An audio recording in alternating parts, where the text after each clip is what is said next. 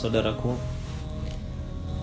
di antara anugerah Allah Subhanahu wa taala yang terbesar kepada kita semua adalah dikaruniakannya kepada kita seorang putra atau putri, yang mana putra-putri ini akan menjadi penyejuk pandangan bagi kedua orang tuanya dan juga akan menjadi penyambung pahala bagi orang tuanya. Nabi sallallahu alaihi wasallam bersabda, "Idza mata ibnu Adam inqata'a 'amaluhu illa min thalathin." Apabila seorang anak Adam meninggal dunia, terputuslah semua urusannya kecuali dari 3 perkara. Dan dari 3 perkara tersebut disebutkan diantaranya wa waladin salihin yad'ulah, dan anak yang saleh yang akan mendoakan baginya.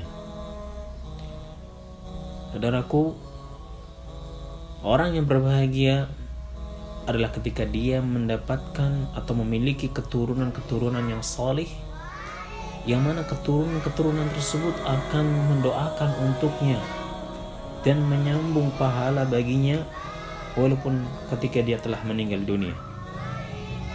Karena agungnya perkara ini, maka Nabi sallallahu alaihi wasallam memberikan perhatian yang sangat besar kepada pendidikan anak-anak kaum muslimin sejak mereka masih kecil. Perhatikanlah apa yang dikatakan oleh Jundub ibn Abdullah radhiyallahu anhu. Beliau berkata, "Kunna ma'an Nabi sallallahu alaihi wasallam wa nahnu fityanun hazawirah." Dahulu kami bersama Nabi sallallahu alaihi wasallam dan saat itu kami adalah pemuda-pemuda yang baru menginjak dewasa. Fata'allamna al-iman qabla an nata'allama al-Qur'an, thumma ta'allamna al-Qur'ana fasdadna bihi imanan. Maka kami pun belajar tentang keimanan sebelum kami belajar tentang Al-Quran. Kemudian kami pun belajar Al-Quran. Setelah itu maka bertambahlah kepada kami keimanan dengan Al-Quran tersebut. Perhatikan apa yang terjadi kepada Al-Hasan ibnu Ali radhiyallahu anhuma, di mana beliau mengatakan, "Allamani Rasulullah sallallahu alaihi wasallam kalimatin aquluhunna fil witr."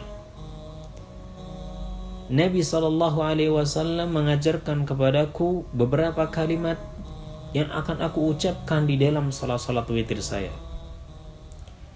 Allahumma hdini fiman hadait, wa afini fiman afait, wa tawallani fiman tawallait, wa barik li fima a'tait, wa qini syarra ma qadait, innaka taqdi wa la yuqda alaik, innahu la yadhillu man walait, wa la ya'izzu man adait.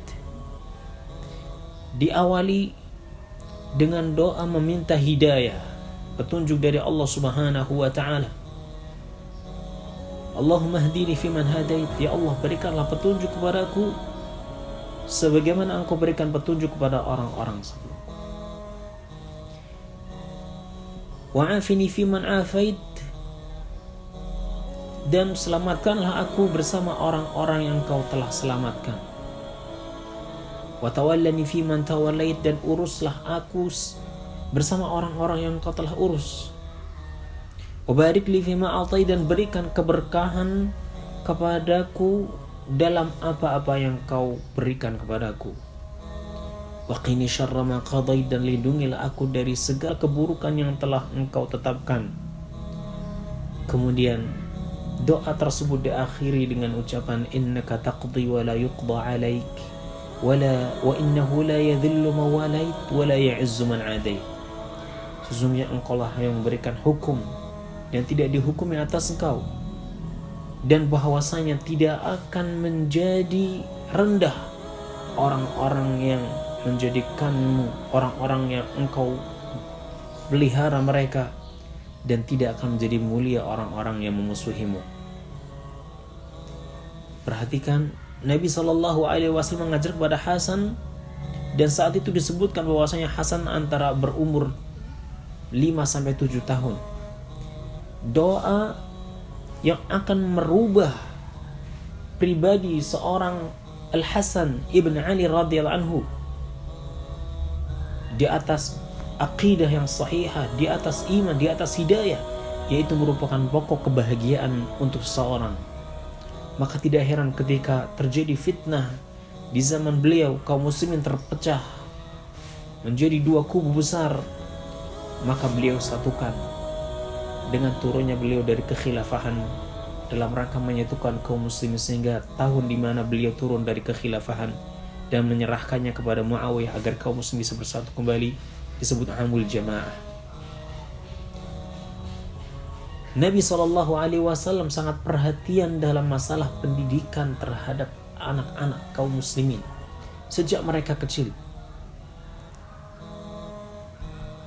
Disebutkan bahwasanya Abu Sa'id bin Mu'alla radhiyallahu anhu, beliau pernah mengatakan, kuntu usalli fil masjid, suatu hari saya pernah salat di masjid, fada'ani Rasulullah sallallahu alaihi wasallam, maka Nabi pun memanggilku, kemudian mengatakan, la'u'allimannaka suratan hiya a'zamu suwari fil Qur'an, saya akan ajarkan kepadamu satu surat yang dia surat yang agung di dalam Al-Qur'an Karim, qabla an takhruja minal masjid, sebelum engkau keluar dari masjid.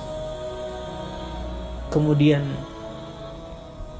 beliau memegang kedua tanganku, dan ketika beliau hendak keluar dari masjid, aku mengatakan padanya, alam taqul la u'allimannaka suratan hiya a'zamu suratin fil Qur'an, bukankah anda tadi mengatakan aku akan mengajarkan kepada kamu satu surat yang dia lebih agung atau sangat agung di dalam Al-Quran?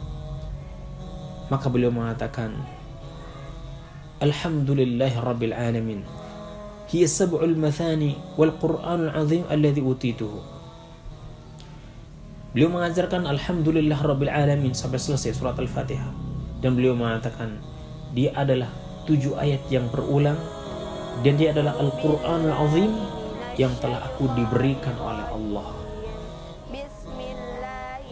Nabi SAW mengajarkan kepada Abu Sa'id ini surat Al-Fatihah, surat yang paling agung di dalam Al-Quran Karim.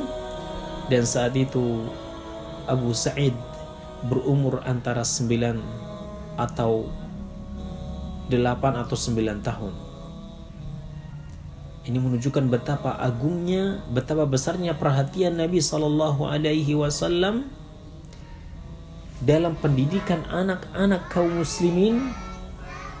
Dididik mereka sejak kecilnya untuk menguasai keimanan, memahami hak-hak Allah Subhanahu wa taala, hak-hak Rasulullah sallallahu alaihi wasallam, memahami syariat Allah, dan mengetahui apa yang paling dia butuhkan dalam kehidupan di dunia ini, yaitu hidayah Allah Subhanahu wa taala.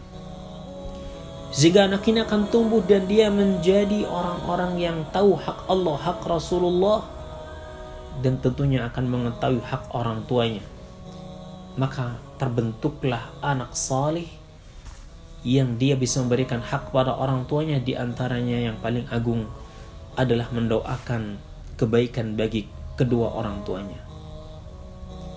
Kaum muslimin rahimani Allah wa iyyakum, jika saat ini Anda sering mendengar banyak anak menggugat orang tuanya, durhaka kepada orang tuanya, wal'iyadzu billah, dan ini termasuk dosa besar, maka hendaknya ini menjadi perhatian dari kita semua agar kita bisa mendidik anak-anak kita dengan baik agama mereka, agar mereka mengenal hak Allah, hak Rasulullah, sehingga mereka nanti akan menjadi orang-orang yang mengenali hak-hak orang tuanya. Betul-betullah kita perhatian dalam pendidikan anak-anak kita. Jangan Anda serahkan mereka kepada orang-orang yang tidak mengenal hak Allah dan hak Rasulnya. Begitu juga hak orang tuanya. Tapi pastikan bahwa Anda menyerahkan mereka kepada orang-orang yang mereka memang mengetahui hak Allah, hak Rasulullah, dan hak dirinya serta orang tuanya, agar anak-anak ini pun tumbuh di atas keimanan, di atas sunnah, dan juga di atas akhlak yang hamidah, yang terpuji, yang ini akan membahagiakan orang tuanya di dunia dan juga kelak di akhirat.